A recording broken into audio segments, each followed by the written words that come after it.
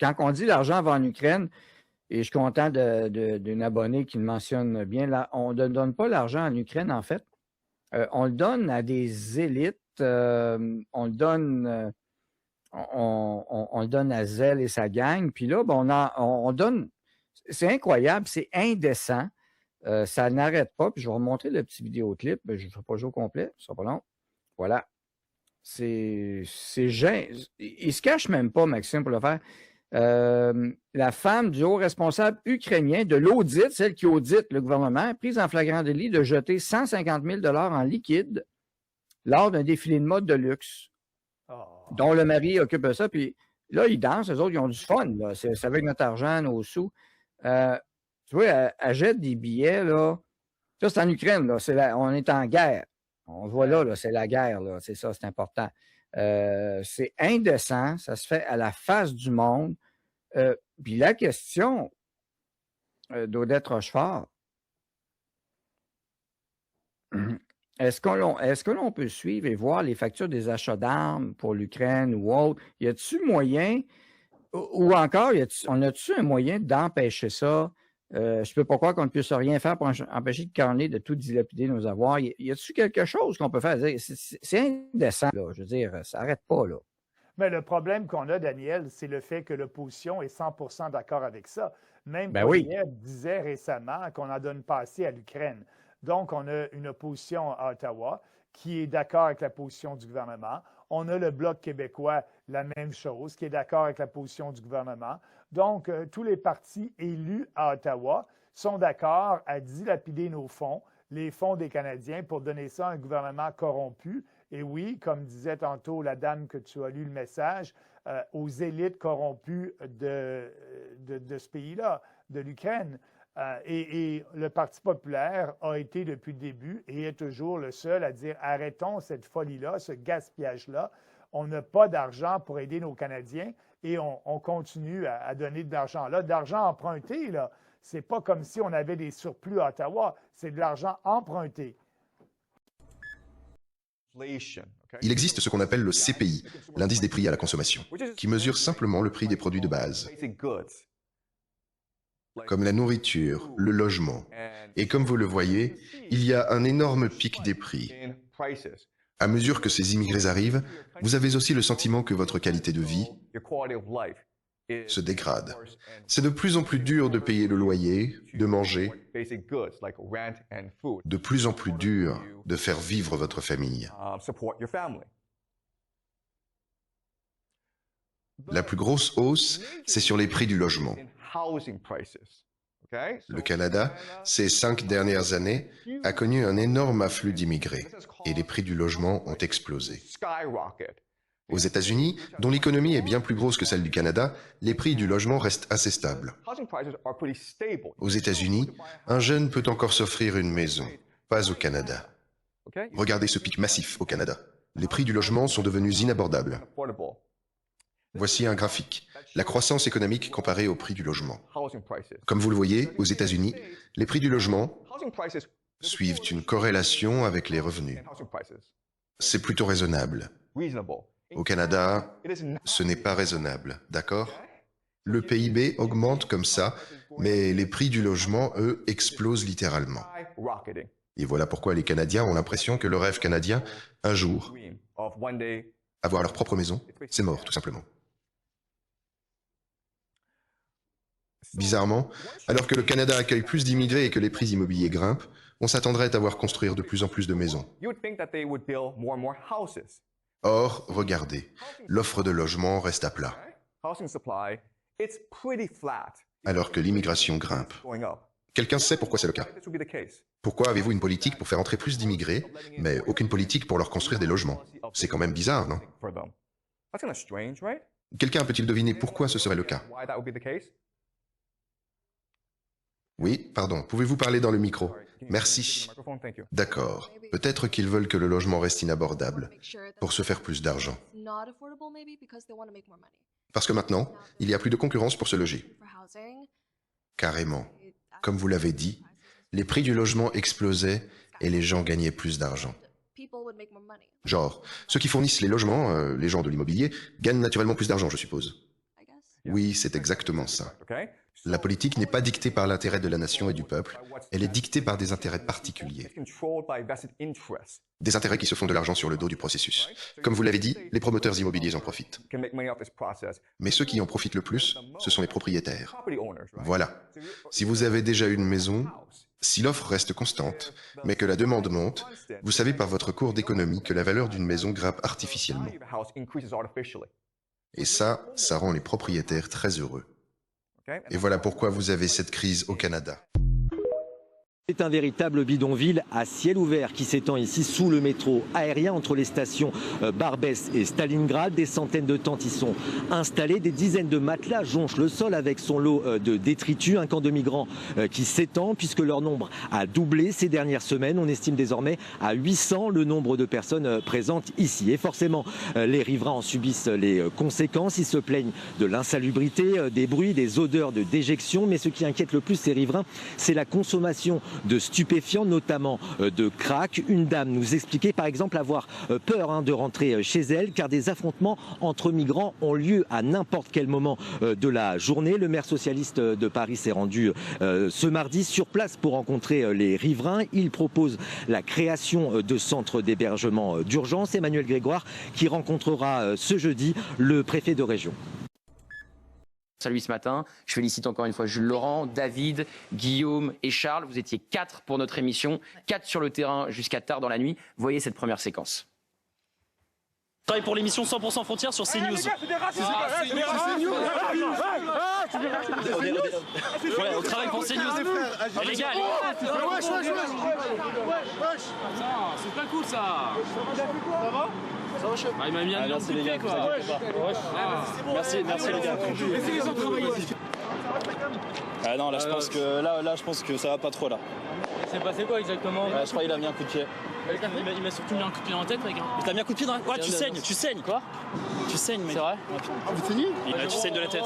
Voilà, donc Charles a été agressé, il saignait au niveau de la tête. On va voir une photo, il a une minerve, il est sorti de l'hôpital très tôt ce matin parce que ces personnes vous demandaient, ces délinquants, ces individus, ces émeutiers en puissance vous demandaient pour qui vous travaillez, vous répondez la vérité pour cette émission. Et voilà, Charles, ce matin, donc avec une minerve, il est sorti de l'hôpital vers 4 heures. Grande tension donc autour de vous, Guillaume, hier.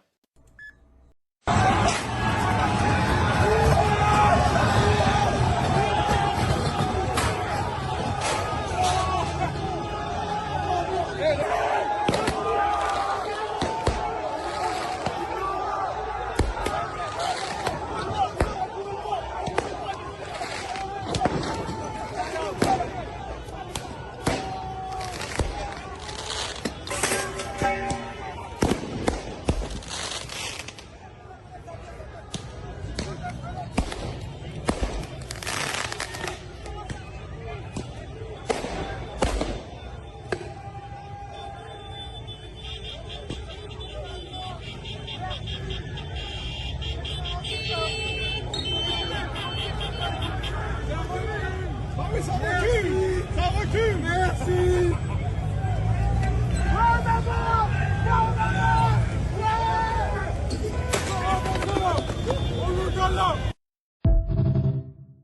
Où Thibault de Montbrial avait été invité chez Laurence Ferrari après les émeutes de 2023 et il avait dit la prochaine fois ils viendront chez vous. Et hier quand je les ai vus escalader le grillage de ma résidence avec en plus des pics, c'est-à-dire qu'ils n'ont peur mais de rien du tout, là je me suis rendu compte que la prophétie de Thibault de Montbrial est devenue une réalité. C'est-à-dire que chez vous, ils ont essayé d'escalader les grilles de votre résidence. Ils ont même escaladé les grilles de la résidence, ils sont rentrés dans la résidence, c'est mon propriétaire ainsi qu'un voisin qui sont sortis avec une batte de baseball qui ont réussi à les faire fuir. Donc ils sont ensuite sortis, mais ça ne les a pas empêchés de rester. Ils se sont assis sur des scooters, ils ont insulté, ils ont dit ici on est chez nous, on va venir violer des femmes, ici c'est chez nous, ça nous appartient. Ils ont dit on va venir violer des femmes? Oui, non, mais évidemment, mais c'était un instant de panique, ça a duré jusqu'à 2 h du matin. Je suis restée avec ma voisine complètement paniquée au téléphone parce qu'elle voulait savoir comment j'allais. Évidemment, moi je suis sortie pour filmer, pour voir ce qui se passait en réalité.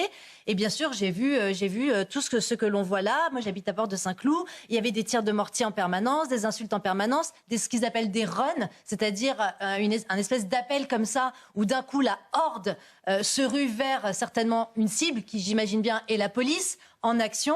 La police n'a pas pu venir immédiatement parce qu'elle était débordée, elle nous l'a bien fait comprendre, mais toutefois la Bravem est arrivée 1 ou 2 heures plus tard, le temps que j'étais moi avec mon propriétaire dehors, et une fois rentrée avec ma voisine à la maison. Et je peux vous dire, Gauthier, que c'est flippant. Vraiment, c'est terrifiant parce qu'une fois qu'ils sont dans votre résidence, vous vous dites qu'ils sont prêts à tout, ils peuvent venir casser votre porte, ils peuvent venir vous violer, ils peuvent venir cambrioler vos appartements. Donc c'est une réelle inquiétude et c'est finalement ce que l'on a vu le soir de la finale de la Champions League. C'est ce qu'on a vu hier et c'est ce qu'on continuera de voir le 30 mai, j'imagine, lors de la finale. Moi, je trouve que l'on vit là en direct l'effondrement de cette société multiculturelle qui nous avait été vendue comme étant l'aboutissement, effectivement, d'un enrichissement mutuel de toutes les cultures. On le savait très bien dès le départ.